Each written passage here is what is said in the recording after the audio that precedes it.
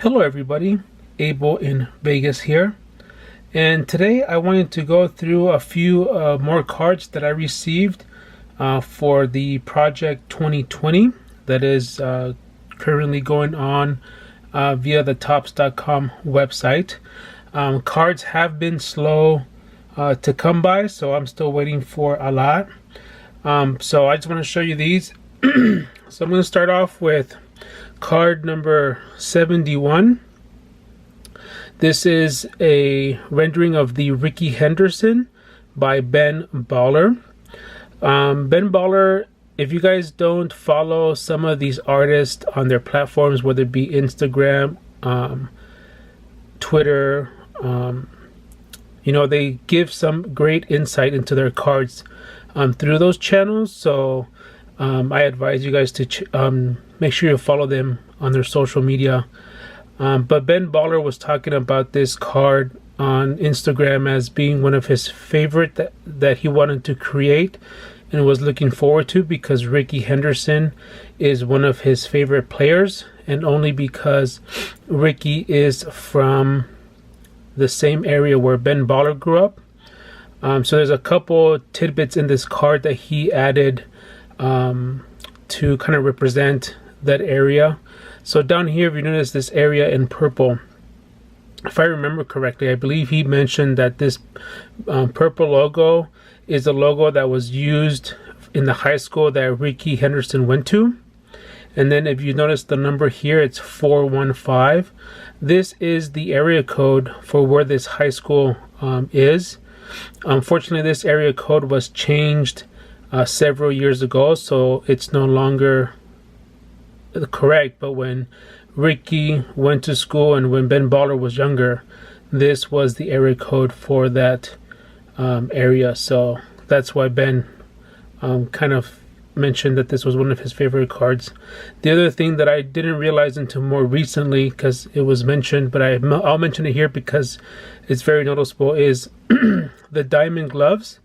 I had not realized those diamond gloves until most recently. It was something that Ben was talking about, that was he wanted to make his staple. So I pay attention to how Ben uses diamonds as you guys look through the cards. So this card has a print run of 15,741. So this was one of the cards that was early in the bubble.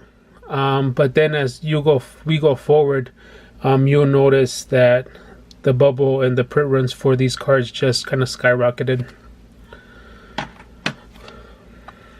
Up next, we have the Don C. Frank Thomas. So for many of the artists, their first card that was issued actually has a low print run, with the exception of Don C. So Don C's first card did not come into this one, which was card 73. And his first card came in, unfortunately, when the bubble was beginning to creep up. And because of that, this card has a print run of 11,969. And I think that's because many people who were entering the Project 2020 kind of said, hey, if all the cards that are the first print run have huge value, and that's because some cards, were printed as low as 1,400 through, the two, I think Trout was 2,900. So a lot of people thought, wow, then we should pick up the Don C because this is his first card, so it should skyrocket. And unfortunately, because of the high print run, that hasn't been the case. Secondly, once you have this card in hand, it does not appear as good as it does on the computer. Now, according to Don C, he was using obviously gold.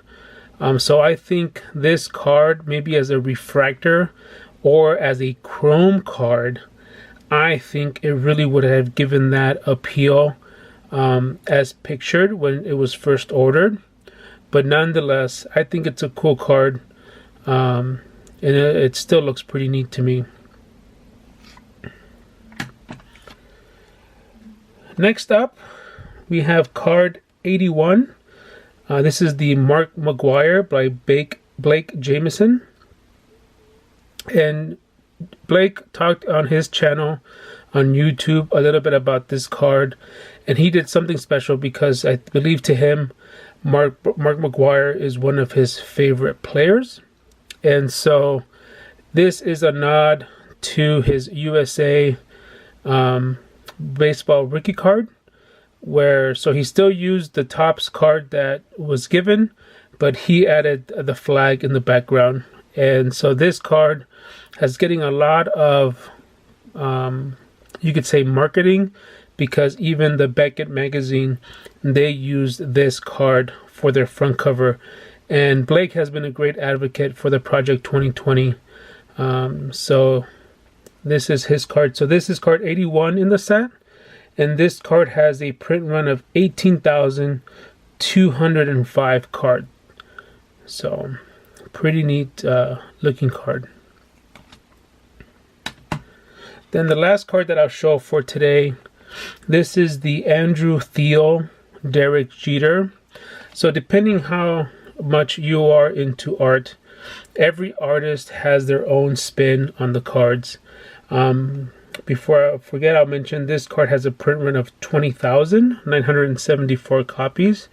But as you can see, so from the original rookie card, this image of Derek Jeter throwing the ball is part of the rookie card. But then Andrew Thiel just added so much imagery to this card, starting with the big Derek Jeter holding a bat. At the top here you'll see "Welcome to the Bronx." There's like some New York buildings here in the background. And then if you go down to the lower part of the card, you have the Yankee Stadium in the facade. And then you have different moments of Derek Jeter. Obviously here you have his famous last at bat, I believe, or when he's jumping up, him going out onto the field and him coming out of the dugout. And again, you have a lot of the Yankee Stadium here in the middle. And as we go through, and hopefully we'll be getting a few more of Andrew Thiel's cards, you'll notice that he does that in a lot of his cards. So this Derek Jeter is actually just, like I said, has so much visual. You have different versions of different flags here in the background. So pretty awesome artist, pretty awesome interpretation. So whether you are a fan of these cards or not, there's a little bit here for everybody. And I think it's more just about appreciating the vision that each of these artists have for each of the particular cards. So with that, thanks for watching this video. Thank you so much for watching. Some of my cards are available for purchase on Check Out My Cards. Follow my collecting adventure on Instagram and Twitter. Links are available in the description below. Support my YouTube journey by clicking on the subscribe button and turning on the notifications. Catch you on the next one.